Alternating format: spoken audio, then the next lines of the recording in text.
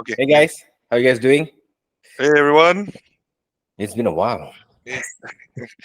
Hey, when's our last recording? I think about 3 weeks ago. I want to say 3 weeks ago.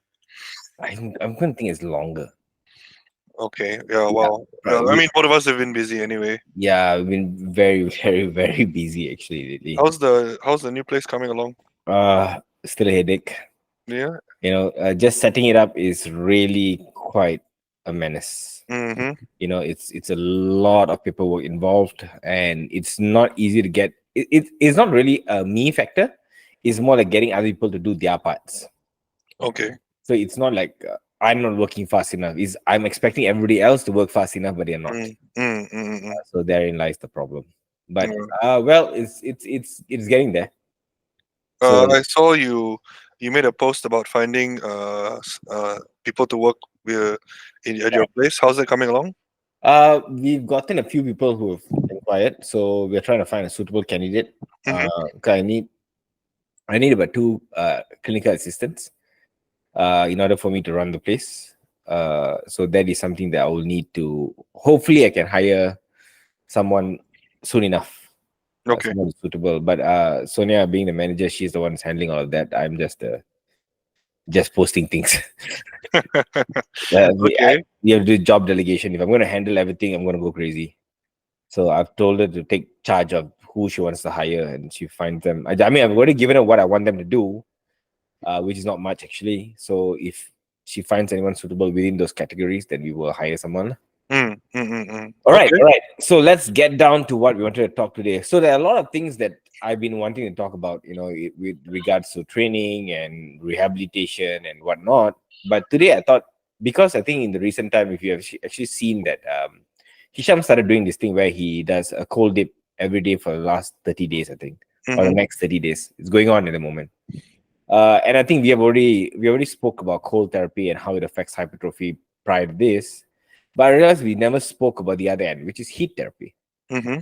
You know, we have never spoken about whether heat therapy or any form of heat therapy, it can be sauna, it could be a steam room, it could be a diathermy pad, or it could be one of those I think infrared pans that actually can actually project heat. These are all different forms of heat therapy that you can be used in order for you to get the benefits. And I think in the world of rehabilitation and sports medicine itself, heat is actually quite a big deal.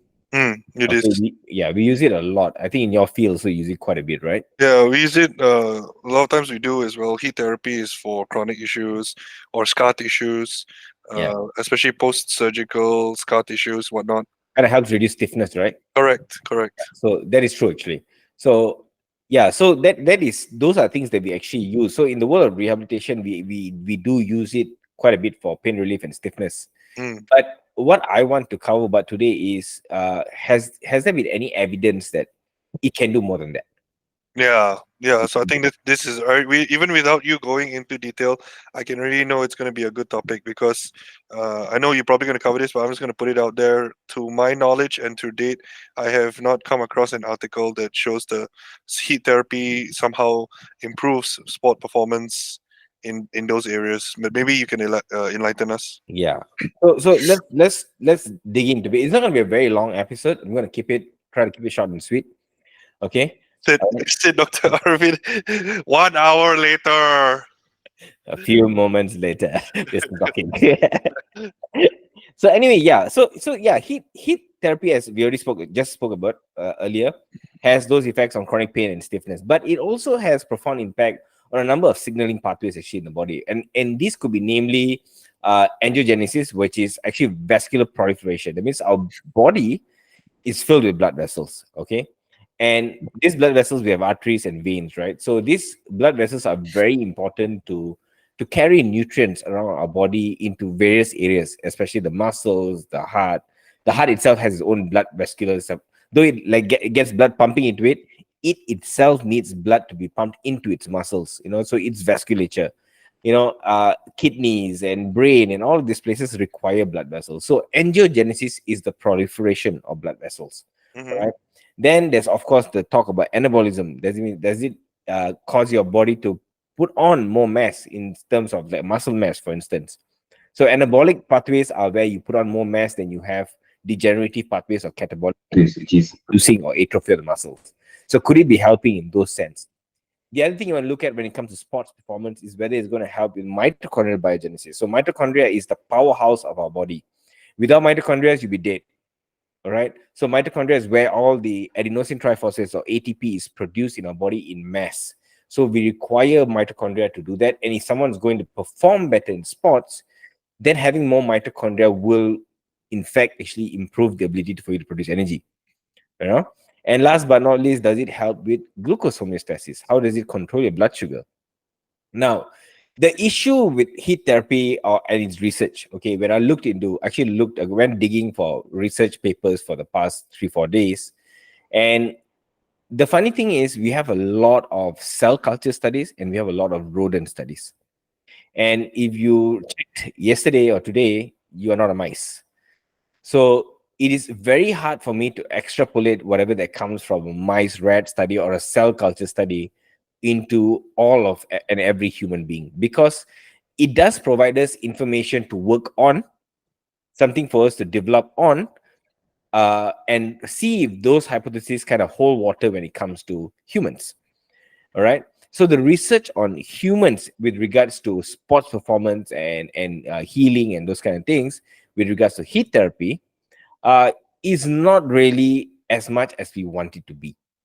Okay. There's a lot of general talk about how heat therapy can be helpful, but in this aspect of like performance and signaling of mitochondria and those kind of things, we don't have enough human studies. That's the start. Okay, just to start and just kind of elaborate on that. Now, what we have understood is now why heat therapy is probably going to be beneficial. Now, when someone works, like for now, right now, everybody knows that it's really hot out there. Mm-hmm. And we already started to get like heat stroke cases and heat illness cases, and we have already people dying from it, actually Mm-hmm. few cases. And this is because majority of us are unadapted to heat. Mm. We are unadapted to heat because we are mostly indoor beings. We have a fan above us or an aircon above us that's cooling us down. All right. But on the other hand, you have people who are in the agricultural side or the construction side who are always exposed to heat, and you don't see them getting heat strokes and dying after one day of work. Mm. All right. Why is that? Why do you think they're all not actually getting down into like severe illnesses because of heat? And when you and I go out to heat for about 20 minutes standing out there, you feel like you're gonna faint, Mm. right? Is because our body system has the ability to adapt to heat, actually, and Mm. it's able to withstand certain amount of heat for a prolonged period of time when it's given in gradual doses. All right. So heat adaptation, one of the most important things that our body produces when it comes to heat adaptation is what is called as heat shock protein. All right. These heat shock proteins are the proteins that actually augment cellular tolerance to stresses. That means our body, the ability of our body to handle this kind of heat comes from this heat shock protein, which kind of like, in a simple way, it kind of puts like a shield around your cells to make sure that the amount of stress you get from heat doesn't get to the cell fast enough. All right. And as we expose ourselves to heat, our body actually develops more and more tolerance, and this allows our body to actually buffer a lot of stress. Okay. Now, when it comes to our cell health, our human health, okay, we're talking about cancer, inflammatory disorders, and those kind of things. Heat shock protein actually does a very, very important job to maintain this balance of protein metabolism that happens in our body. Not just what happens in your muscle. We're talking about every living cell in your body requires the proper DNA to be formed, the proper folding of proteins to be formed in order for your cells to function properly. And heat shock protein actually does the job, or actually does one of the jobs to make sure everything stays in check. So if you don't have enough heat shock proteins, or you have malfunctioning heat shock proteins, you will end up having things like inflammatory disorders, cancers, and those kind of things, because a lot of cellular processes goes unchecked. Likewise, when you expose someone to heat for a prolonged period of time without them actually developing an adaptation to heat with gradual doses, the heat stress gets onto the cell a bit too fast, causes the cell to kind of malfunction. Okay, so Sorry, can you say it again? if someone is exposed to heat, okay, for a short period of time or even a prolonged period of time. All right. But if this person is an indoor creature or an indoor person, and you put them out in hot sun immediately, they are more likely to develop heat illnesses simply because they Mm. have not adapted enough or not developed enough heat shock proteins to actually withstand the change in temperature. Okay. So then, what you're saying is that in order for someone to be adapted to the environment, they will be needed to be given what micro dosing of the heat. Correct. Somewhat. In simple terms, yes. Mm. Now, I'm not asking you to go and stand out in the sun there every day for 10 minutes and see what happens. Okay. You'll end up looking with my color. Okay. All right. But what Okay. I'm trying to say is it's how do we extrapolate that idea of heat adaptation to sport performance? Mm. What does heat does to the body that allows us to not, it's not just about the heat shock proteins. What are the other things that comes along with that that allows your body to perform better in any environment, for instance? Okay. So one of the things that we look at is when we look at heat, when you expose someone to heat, what the body does is it, as I said earlier, angiogenesis. When you have more angiogenesis, you have more blood vessels, you have more blood being carried out to your skin surfaces, you're able to regulate heat actually a lot better because you're able to sweat, you're able to change temperatures. When you're able to sweat, sweating is actually one of the most important elements when it comes to temperature modulation in our body. We require to sweat in order for us to modulate temperature. All right. So when you're able to actually provide more blood vessels growing out into every other parts of your body, this temperature regulation becomes a lot better. Now, when someone is exposed to heat, let it be a sauna therapy or steam room therapy or a heat pad that's applied onto your thighs or whatever it is, the first thing that you will see is it enhances the blood flow in that area because heat itself causes vasodilatation. Mm-hmm. So when you have vasodilatation, what happens is the blood flow within the blood vessel, kind of the flow, the amount of blood that can actually flow through that blood vessel increases. Mm. So when blood flow within a vessel increases, okay, so whenever you see flow within a vessel is what is called as a laminar flow. They all are flowing in one direction. You know, if you actually looked at a river which has no stones, right, you'll see that all the blood, the water is actually flowing in one direction in like a very streamlined manner. All right. When you have stones or whatever, then you have these whirlpools and movement Mm. that is out of disorder. So that is likened to us having, when you have a river that's clean and doesn't have stones within the river, it's just on the side, you'll see the water moves in a nice flow. And this flow is called a laminar flow. All right. Now, with this laminar flow, what happens is on the walls of the vessel, okay, on the walls of the vessel, there's actually what is known as shear stress. Okay. So this shear stress actually kind of stimulates the blood vessel to produce what is called as nitric oxide. And all of us know what nitric oxide does. If you have taken any pre-workouts ever in your life, all of them will talk about nitric oxide production because nitric oxide is the one that causes more vasodilatation to happen, right? Mm. Okay. So this shear stress that increases with exposure to heat increases production of endothelial nitric oxide production, which in turn helps improve more blood flow.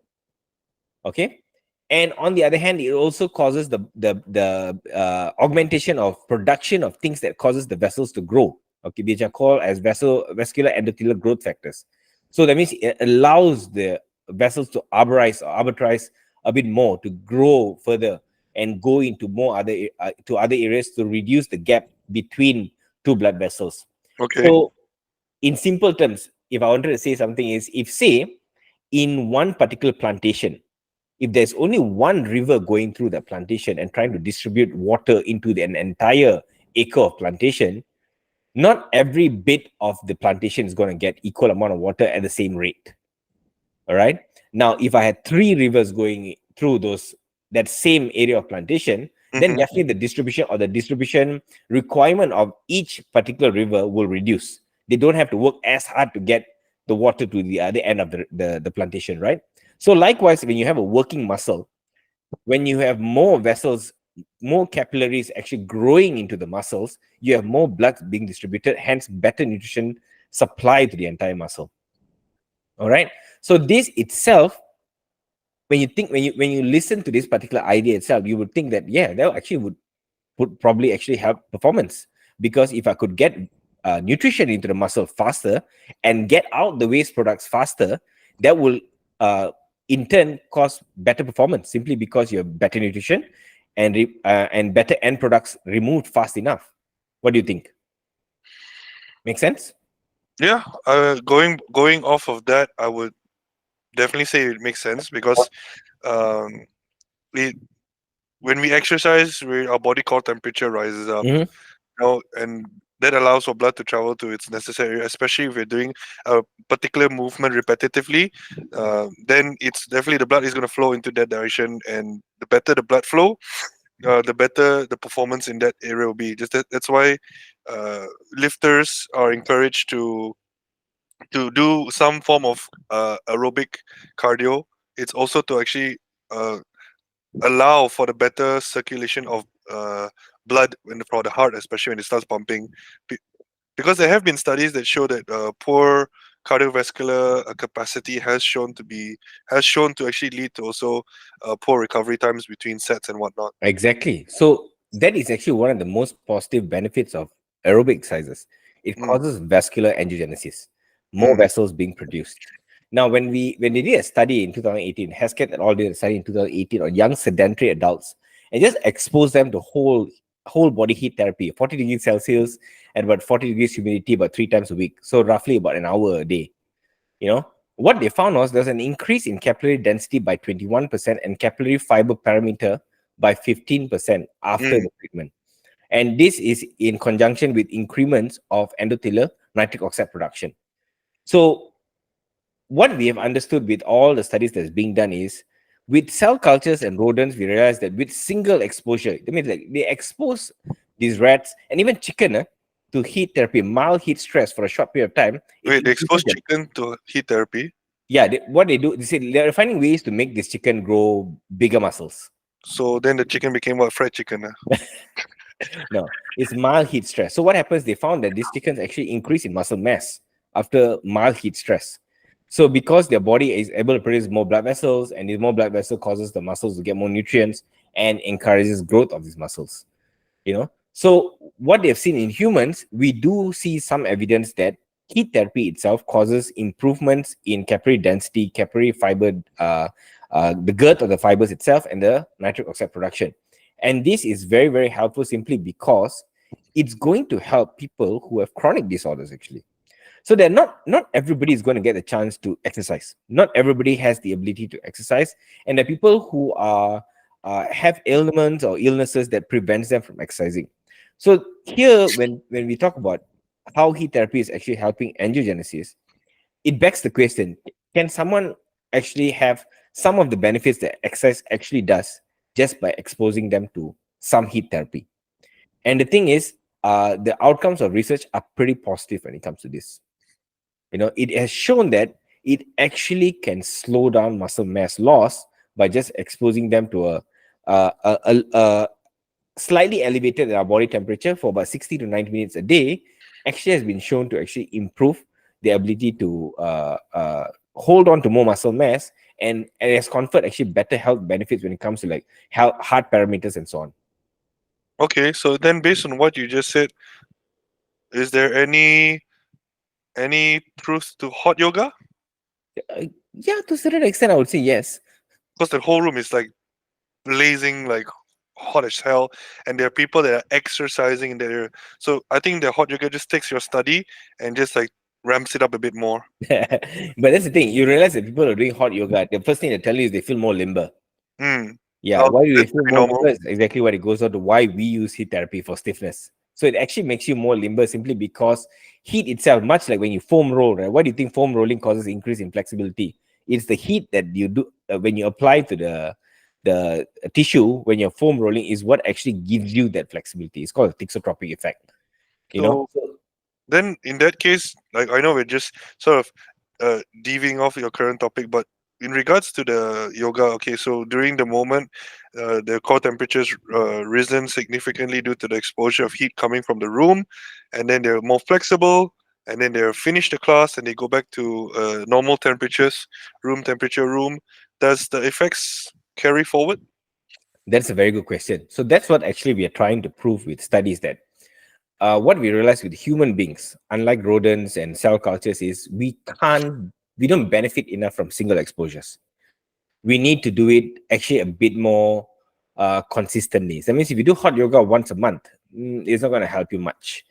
But if you're doing hot yoga followed by days of sauna or steam room therapy, it could help you because there is a bit more chronic exposure to heat, and your body actually develops an adaptation that's more sustainable compared to you just having one exposure like once a week or once in 2 weeks, which is not going to be enough. Mm, Yeah. So with human beings, we realize that the repeatability is where the benefits come from. It's not right. it's not enough that you go through just one cycle. That we don't see actually. We actually have a lot of negative results when it comes to that. That means there's no real benefits when it's a single exposure. So if you say, for instance, moving on to our next topic, which is regulation of muscle mass. Now, the idea of upregulation of heat shock proteins during exposure to heat protects the muscle actually from reduction in protein synthesis when disuse happens. So if someone actually has to go through a period of immobilization, for instance, because of a fracture, all right, having short bouts of heat exposure can actually prevent them from losing muscles. Okay, probably if someone is in a cast, I don't think heat exposure and sweating in your cast is going to be a good idea. All right. But if say you did an ACL operation and you could not move your legs for the first 2 weeks or so, or couldn't move it much for the first 2 weeks or so, having short bouts of heat exposure can actually assist in reduction in muscle atrophy. It means it can slow down muscle atrophy to the point where you don't lose much muscle mass while you are in the initial periods of your operation. So it could be helpful in that sense. But again, this is based on ideas on the theory. We have never really studied this on someone who had an ACL operation and do heat therapy and see if they lost less muscle mass compared to someone who didn't. But Correct. at least from the studies that is done on people who had to be immobilized, we realize that there is an augmentation in reduction in muscle atrophy, which is good. Which is good because why this happens is because um, the question that we are asking is, can if you did resistance training, we know Yeah. resistance training itself increases muscle protein synthesis, right? Hmm. Now, the question that every bodybuilder, anybody wants to gain mass, will ask: can I do heat therapy and increase it further? Like, to what extent can I increase it? You know, Yeah, that would be a good question. What is yeah. the extent? So in as I told you, in cell cultures and animal studies, actually quite positive. It was actually quite convincing that heat therapy can actually increase muscle mass because of the upregulation of muscle protein synthesis. But in humans, on the other hand, we do see that there are scattered studies that say that okay, 90-minute exposure of heat for 5 weeks, 5 times a week for 8 weeks, has shown to enhance knee extensor strength in healthy young individuals. Uh, and following intense muscle damaging exercises, local heat therapy also has shown to actually accelerate recovery of muscle fatigability. But here's the problem: that study was in 1985. Okay. Dude. Yeah. So when a study was done in 1985 to show that, I'm not saying the study was false or anything, but it questions what were the parameters used, what was the technology used to actually uh, say that the person has increased in muscle strength. Did they use like an isokinetic machine, or was there just a usage of a regular knee extension machine? So those are things that probably needs to be questioned, and the way we analyze those studies needs to be questioned because it was a very, very long time ago. To be exact, that was 39 years ago. Hmm. Okay. On the other hand, we look at newer studies. When it comes to human studies, they say that whole body heating actually does not boost or maybe possibly actually impair adaptation to hypertrophic stimulus, including resistance training. Now, what happens here is when you do resistance training, your body will increase protein synthesis. Now, the question is, if I expose someone to heat, say prior to resistance training or after, will it further improve my muscle protein synthesis? And the answer seems to be more tilting towards no. It's not going to. So this is known as synergist ablation. So what is synergist ablation? So what they have done is, if for instance, we have these rat studies that we do, in order for you to make one muscle hypertrophy. So in the case of the calves, is the plantaris. You want the plantaris to hypertrophy. What you do is you remove the rat's gastrocnemius. when you remove the gastrocnemius, what happens is the plantaris goes through an overload. Every time the muscle wants to do, the ankle wants to do plantar flexion, it's the plantaris that does it. Okay, so because of removal of gastrocnemius as help, the plantaris works a lot harder, and hence the plantaris will hypertrophy.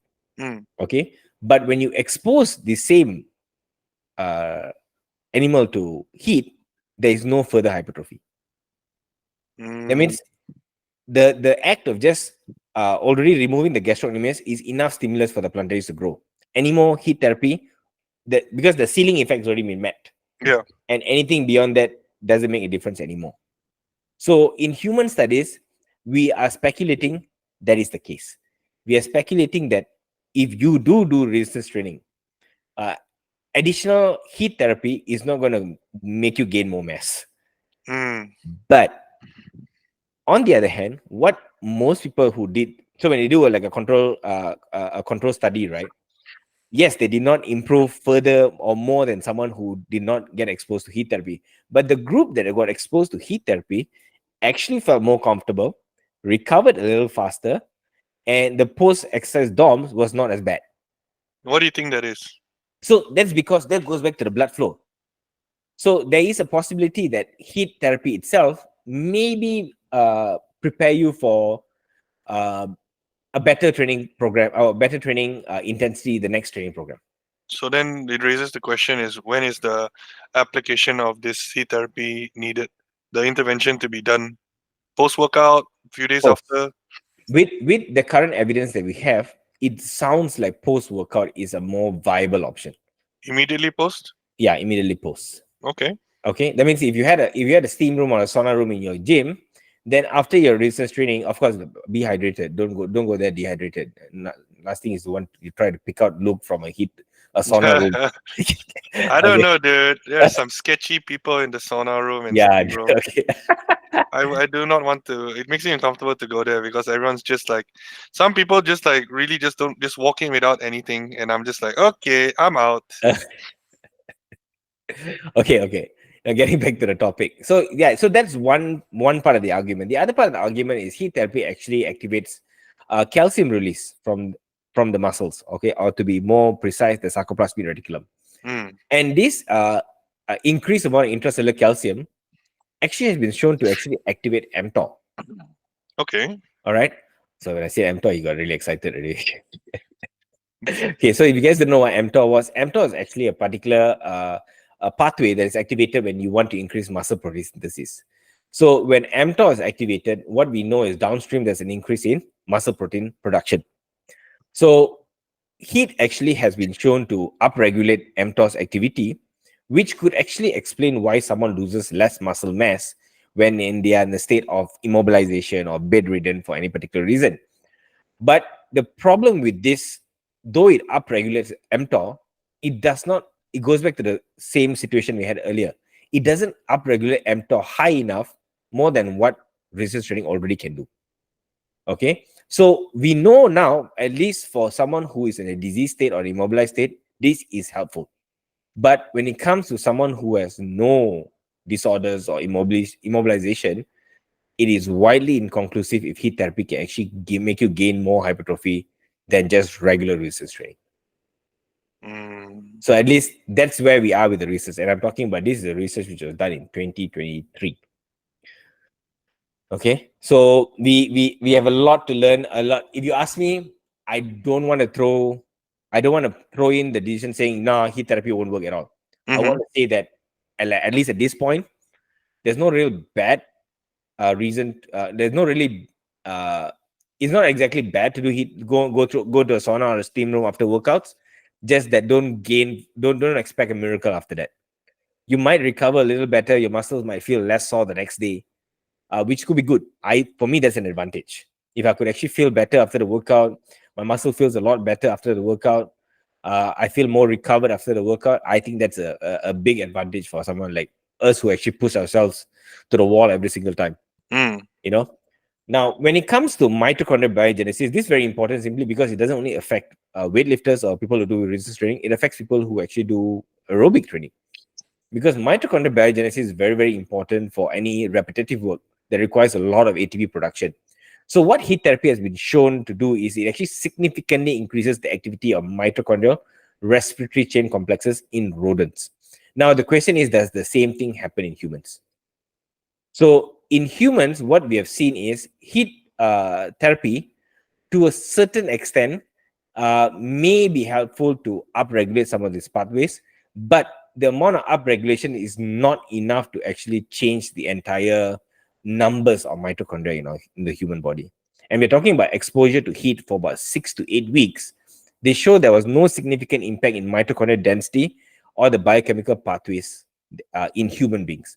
Mm-hmm. So what we see consistently is we see this in rats and cell cultures, but we don't seem to see it in humans. And these are rats that are normally used to study, like if you look at phases of studies, right? One of the things they will use, I think it's called a Dawson, or it starts with S, another rat name, mice that we use to actually test whether these things can actually affect humans. So these rats are normally, or these mice are normally used to actually test whether we can actually extrapolate this to humans. Because if it works in them, then there's a possibility it may work in humans. It's not that it will work in humans. You have to understand you're not a rodent. Mm. Okay. That means it just gives us something to work on. But when you do the same study on a human being, we realize that it doesn't pan out as well as it does with rats. So the question we have to answer is it because of their size? Could it be because they are really small? So the amount of heat they're exposed to is probably going to reach to certain areas better than it reaches us because we have bigger structures, you know? Yeah. I Yeah. mean, So it might not reach our core temperature as well as it reaches theirs, maybe. yeah, Okay. that's why after mice trials, there's also human trials. That's Yeah. why they don't go from like mice and straight on the shelf and available for them for the population to Correct. use. So the inconsistencies that we see in studies, especially when it comes to mitochondrial biogenesis, again, as the researcher says, that is because of how each study is actually done. The duration of heat exposure was very different between studies. Some does it 15 minutes, some did it 30, some 60, some 90 minutes. How many days in a week do you do it? What temperature you do it at? All of these are, we haven't fully found protocols that actually will say, yes, this is what we have to follow. So we are not there yet, but we are starting to get, like, the picture is starting to clear up a little bit, but we still have a long way to go. Hmm. Okay. True. Now the last thing I want to cover is glucose metabolism. What we have seen is actually repeated heat exposure actually can be helpful for metabolic function. It has shown that 10 sessions of hot water immersion at 39 degrees for about 45 to 60 minutes for 2 weeks has shown to actually reduce fasting blood glucose and insulin concentration in sedentary overweight men. All right. So similarly, L et al. Found that reported that 31-hour sessions in a hot tub of 40.5 degrees Celsius for 60 minutes for 8 to 10 weeks reduced fasting blood glucose and improved glucose and insulin sensitivity in women with PCOS. So at least when it comes to glucose metabolism, we are having some good human findings.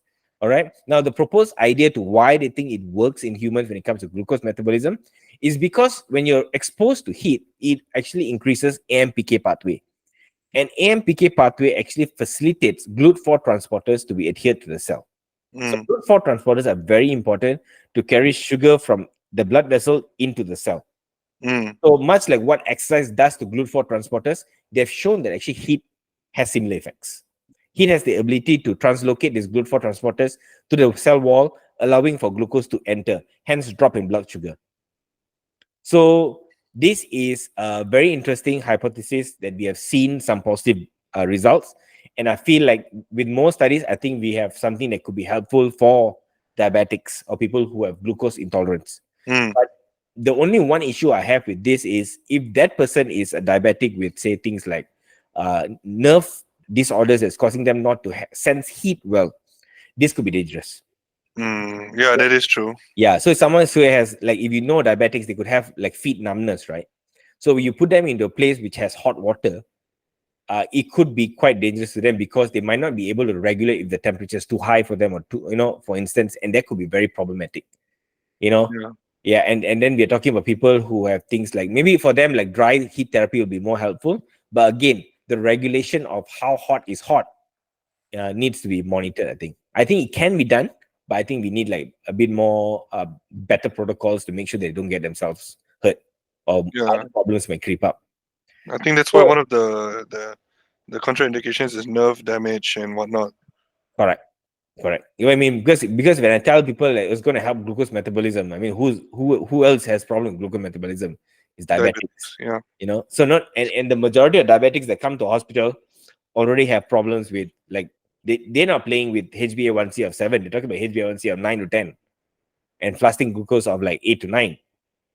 You know, so these particular individuals already have problems with glucose regulation and heat therapy, and if it is a prolonged state it could actually already affect their nerves. But I think in the correct population, in people who are still maybe in the early stages of diabetes mellitus or just been diagnosed, I think this could be a very beneficial tool on top of exercise. You know, so to just sum it up, what we know at least to now, there are documented benefits of heat therapy when it comes to muscle strength. There is some small benefit. There is benefits in promoting capillary growth. There is a possibility that it can actually cause mitochondrial biogenesis, and it can be very helpful. Especially this can be very helpful. Like these benefits of muscle strength, Mm-hmm. promoting capillary growth, mitochondrial biogenesis. It could be very helpful in the elderly because we Mm-hmm. have seen positive results in the elderly. There's one study that was done with elderly women who do light resistance training and augmented that with actually heat therapy. They shown to actually increase more muscle mass than someone who just does exercise. Okay, because they are not able to push themselves really hard. There is a possibility that heat therapy may actually get them like boost the effects of the resistance training. All right. So the elderly could benefit from that. Someone with chronic disability can benefit from that. And people with muscle weaknesses, especially things like dystrophies. We have shown that heat therapy could be a non-invasive therapy to actually reduce muscle loss.